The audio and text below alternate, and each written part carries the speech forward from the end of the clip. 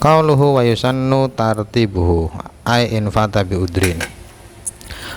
Bila seseorang memiliki beberapa tanggungan sholat dan sholat yang ditanggungnya itu ditinggalkan karena udzur, maka disunahkan mengqadha'nya dengan berurutan itu ya sesuai sholat yang ditinggalkan. Sholat yang paling lama berarti diqadha' pertama. Bidalil liqaulihi ba'du wa yajibu taqdimu ma fata bi ghairi udrin ala ma fata bi udrin. Jadi mengapa kalimat wa yusanu tartibuhu ini dikhususkan dengan sholat yang qadha karena udzur?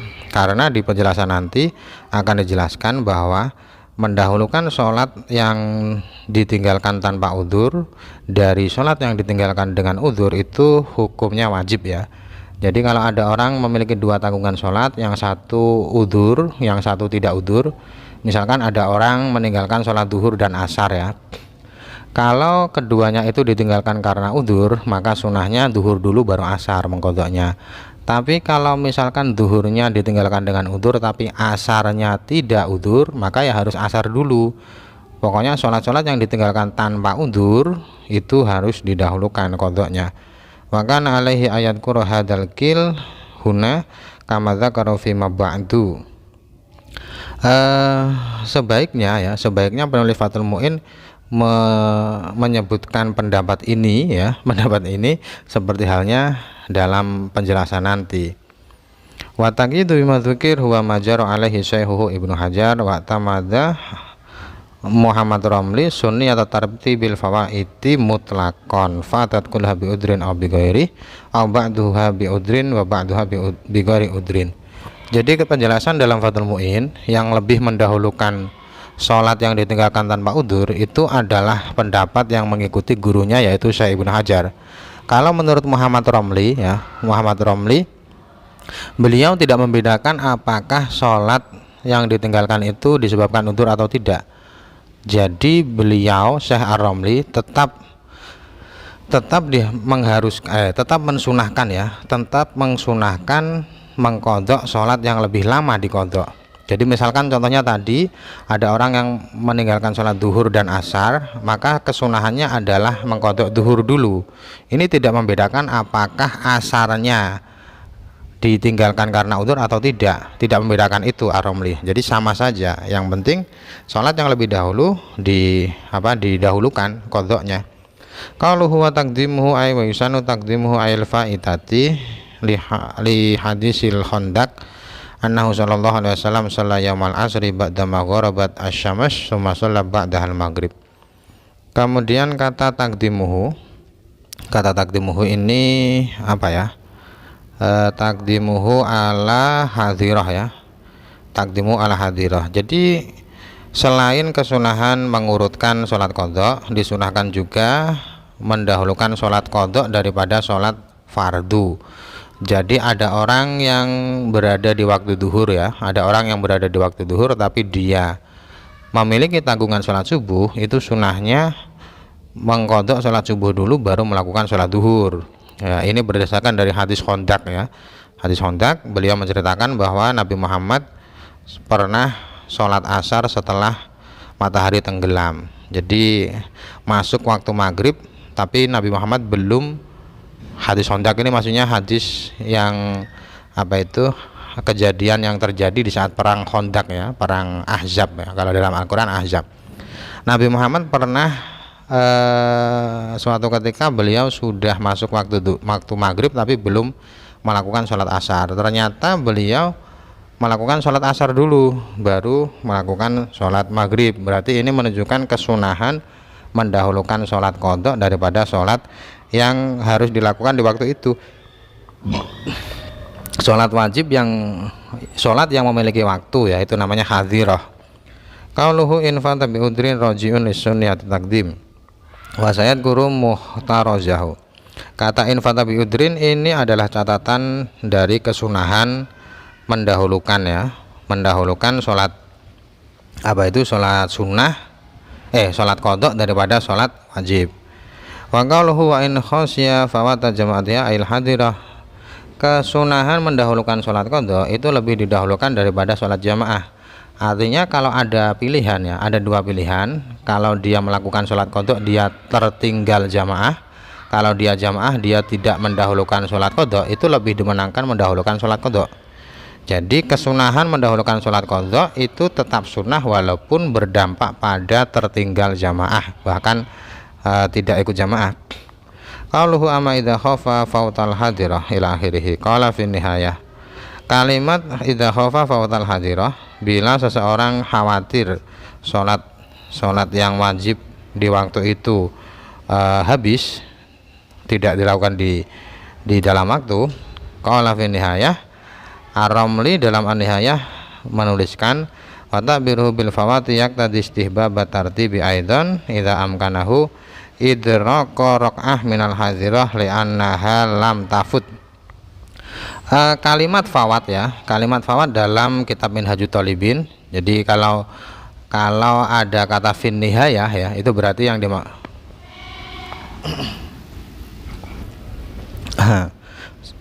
saya ulangi ya. Jadi kalau dalam kitab I'anah ini menyebutkan kata nihayah, maka yang dimaksud adalah Nihayatul Muhtaj. Itu tulisan dari Syekh Ar-Ramli ya, syarah dari kitab Minhajut Thalibin dari Imam Nawawi.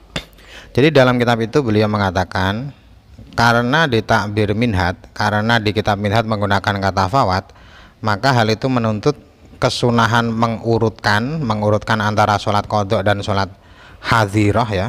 Kalau memang masih bisa menemukan satu rakaat sholat hadirah. Jadi selama masih bisa menemukan satu rakaat, maka masih disunahkan mendahulukan qadha dulu baru sholat hadirah. Mengapa? Karena kalau menemukan satu rakaat masih belum bisa dikatakan fawat ya.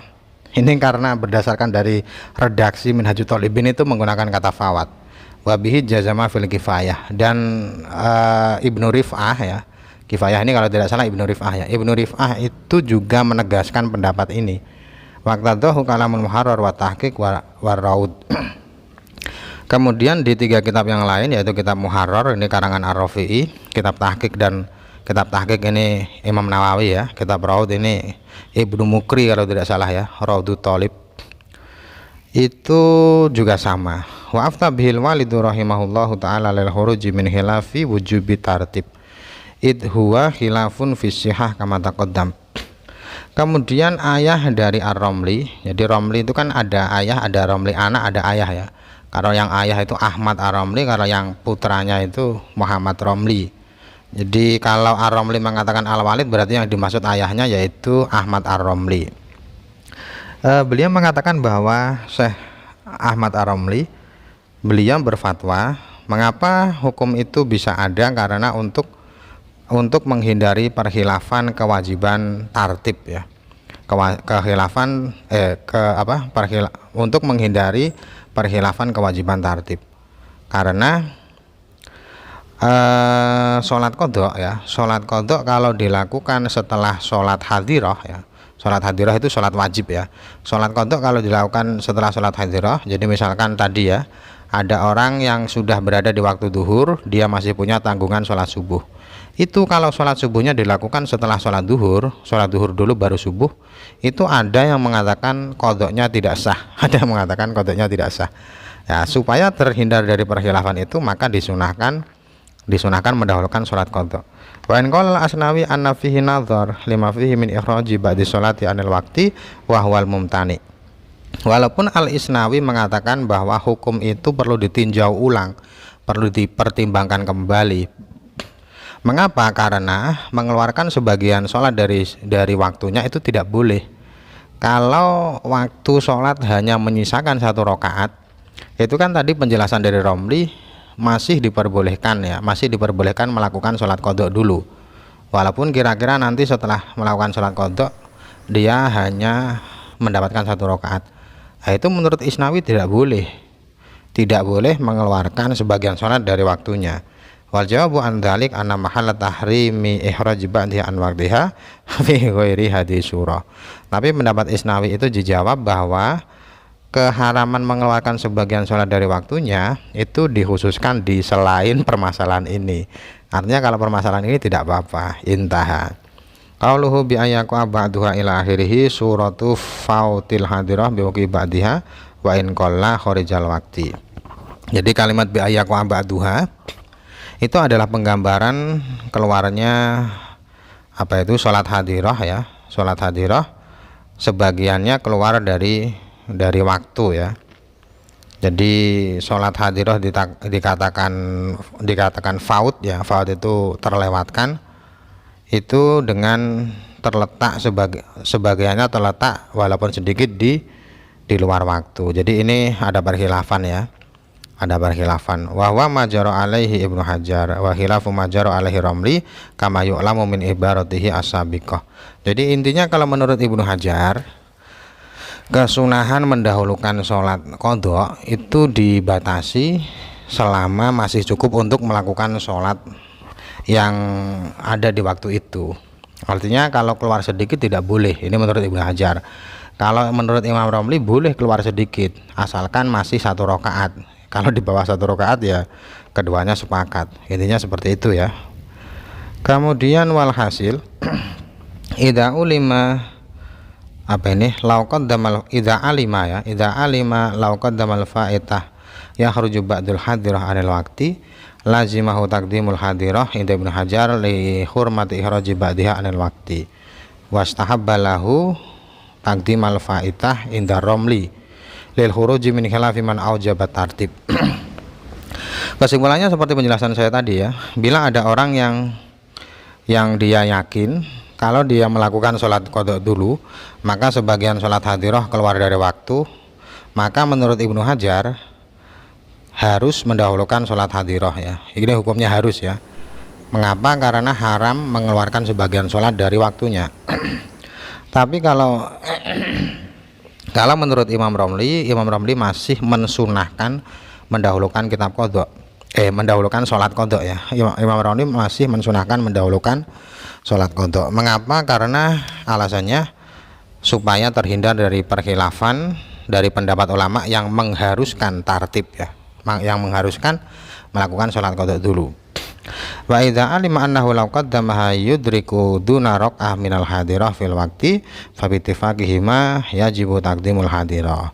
Kalau sholat hadirah hanya menyisakan kurang dari 1 rakaat, maka keduanya sepakat ya. Ibnu Hajar dan Ramli sepakat harus mendahulukan sholat hadirah. Jadi yang menjadi perkhilafan itu bila masih menemui 1 rakaat ya.